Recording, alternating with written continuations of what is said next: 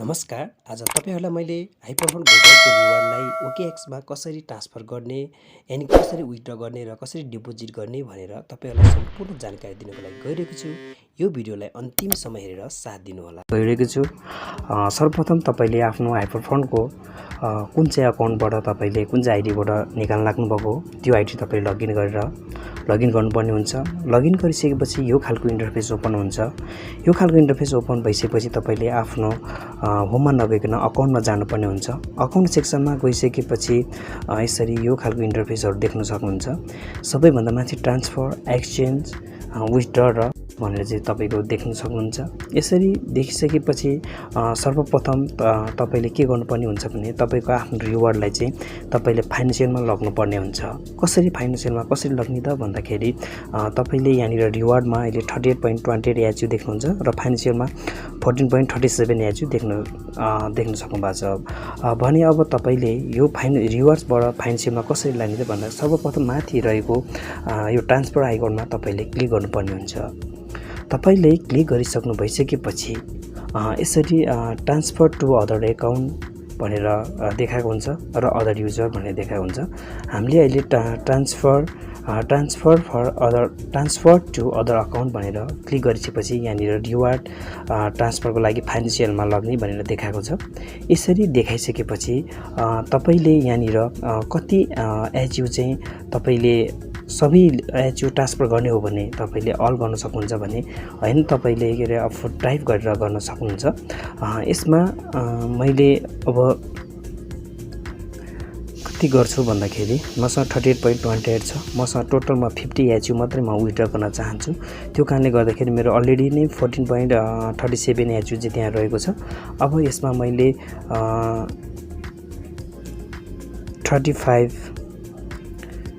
35 एचयु चाहिँ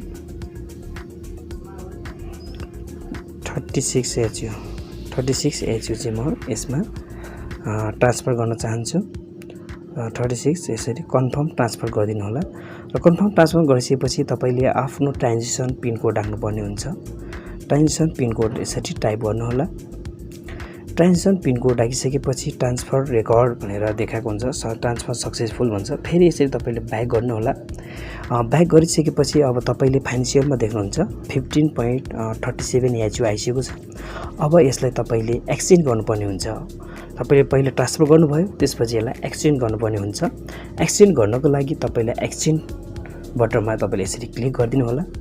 एक्सचेन्ज बटनमा क्लिक गरिसकेपछि तपाईले यसलाई चाहिँ पैसा निकाल्नको लागि चाहिँ एमओएफ मा चाहिँ तपाईले लग्नुपर्ने हुन्छ।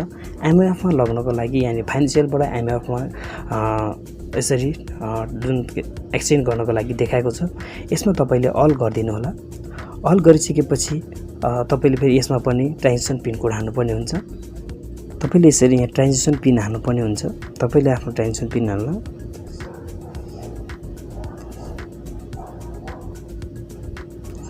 त्यसपछि तपाईले एक्सचेन्ज गरिदिनु होला। एक्सचेन्ज सक्सेसफुल भएको छ। एक्सचेन्ज सक्सेसफुल भइसकेपछि अब तपाई फेरि ब्याक गरिदिनु होला। ब्याक गरिसकेपछि अब तपाईले के गर्नुपर्ने हुन्छ भन्दाखेरि अघिसम्म हाम्रो फाइनान्शियलमा अब के थियो भन्दाखेरि 50 एचयु डलर थियो। अब यति भइसकेपछि अब हाम्रो फाइनान्शियलबाट नि हटिसकेको छ। फाइनान्शियलमा नि जेरो भइसकेको छ। अब हामीले विथड्र गर्नुपर्ने हुन्छ। विथड्र गर्नको लागि तपाईले यहाँ माथि रहेको विथड्र बटनमा फेरि तपाईले क्लिक गर्नु होला। विथड्र गर्ने बेलामा तपाईलाई के रिमाइन्डर भनेर तपाईलाई एउटा नोटिफिकेसन तपाईलाई एउटा वार्निङ आएको छ। Please kindly advise withdraw of the MOF from the HyperFund is the best ERC20 network भनेछ। के भन्दाखेरि किनभने यो चाहिँ किन आइरहेको छ भन्दाखेरि तपाई हामीले हाइपरफन्डको जति पनि विथड्र गर्दाखेरि चाहिँ ERC20 नेटवर्कबाट मात्रै तपाईले चाहिँ कारोबार गर्न सक्नुहुन्छ भनेर चाहिँ तपाईलाई यो छ। तपाईले हामीले के रे जुन यो विथड्र गर्दाखेरि चाहिँ ERC20 नेटवर्कलाई एड्रेसलाई नै के रे हामीले युज गर्नुपर्छ। त्यो भएर तपाईले यसमा चाहिँ carefully check that your the sending MOF to the ERC20 हामीले यो यसलाई सेन्डिङ गर्दा जुन तपाईले विथड्र गर्न लाग्नु भएको छ त्यो एड्रेस चाहिँ तपाई ERC20 मा नै हामीले के गर्नुपर्छ भन्दाखेरि विथड्र गर्न सकिन्छ भनेर भनेको छ। यसमा तपाईले यसलाई ओके गरिदिनु होला। यसमा ओके गरिसकेपछि यहाँनिर देख्न सक्नुहुन्छ यो खालको इन्टरफेस छ। रिसिभ एड्रेस भनेको छ। अब तपाईलाई हामीलाई चाहिने रिसिभ एड्रेस नै यही हो। ERC20 को नेटवर्कको रिसिभ एड्रेस चाहिन्छ। त्यसको लागि सबैभन्दा त अब तपाईले के गर्न सक्नुहुन्छ भन्दाखेरि मैले सबै कुरा तपाईलाई मोबाइलबाट नै देखाइरहेको छु। तपाईले मोबाइलबाट नै सजिलोसँग तपाईले विथड्र र डिपोजिट गर्न सक्नुहुन्छ। म सबै कुराहरु तपाईलाई वन बाइ वन गरेर बताइरहेको छु। यो कुरालाई तपाईले फलो गर्नुपर्ने हुन्छ।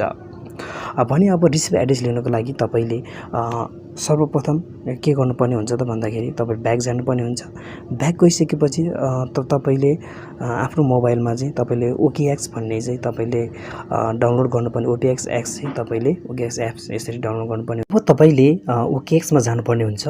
ओकेएक्स एप्सलाई ओपन गर्नु होला। ओकेएक्स एप्सलाई ओपन गरिसकेपछि तपाईले यहाँनिर एसिड मा जानु होला। एसिडमा गइसकेपछि तपाईले यसरी डिपोजिटमा गएर यसरी क्लिक गर्नु होला र तपाईले यहाँनिर डिपोजिट क्रिप्टो हाम्रो क्रिप्टो कोइनको भएको कारणले गर्दा क्रिप्टोमा डिपोजिट क्रिप्टो गर्नु होला।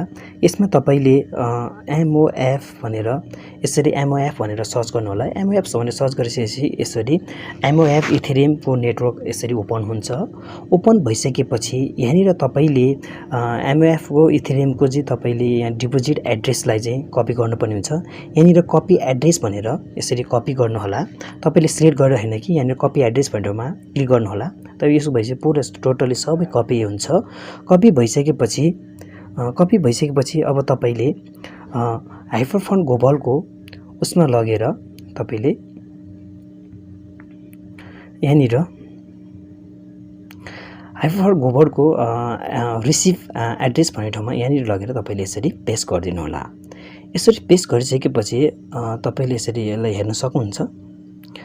यतापट्टि OX59 छ, अगाडि OX59 छ, यहाँनिर B51 छ। एकपटक तपाई कन्फर्म छ कि छैन भनेर तपाईले यसरी हेर्न सक्नुहुन्छ। यहाँनिर OX59 र B51 छ।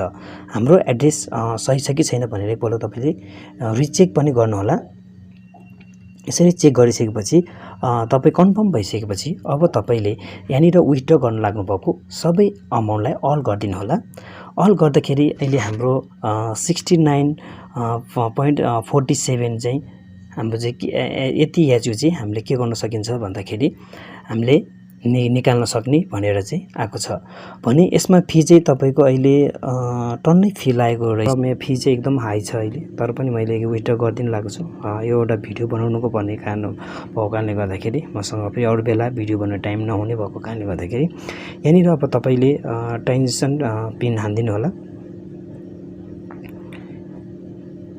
यहाँनिर तपाईले ट्रान्जेक्सन कोड हाल्दिनु होला।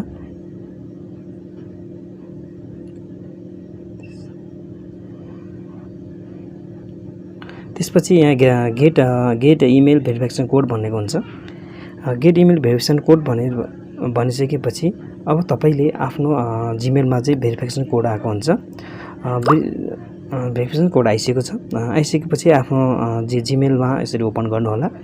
जीमेललाई ओपन गरिसकेपछि यसरी तपाईको भेरिफिकेसन कोड आउँछ। यसरी अटोमेटिकली तपाईको यो request has been submitted successfully with the record भनेको छ। अब हामीले विथ द रेकर्डमा गएर हेर्न सक्नुहुन्छ। यसरी अब हाम्रो पेन्डिङ भइरहेको छ। यो चाहिँ तपाईको केही नलागिने 24 आवर लाग्न सकिन्छ। त्यो कारणले गर्दा 24 आवरलाई हामी होल्ड गर्छौं र हाम्रो ओकेएक्स मा चाहिँ हाम्रो फन्ड चाहिँ ट्रान्सफर भइसकेको हुनेछ। हाम्रो MOF चाहिँ पेन्डिङ छ। अब भने लगभग 24 आवर वेट गरिसकेपछि चाहिँ मैले चाहिँ ओकेएक्स मा अमाउन्ट चाहिँ ट्रान्सफर भइसकेको छ। ओकेएक्स एप्सलाई चाहिँ मैले यसरी ओपन गरे। लगभग 24 आवर वेट गरिसकेपछि चाहिँ मेरो ओकेएक्स मा यसरी 47.12 USDT चाहिँ यसरी आएको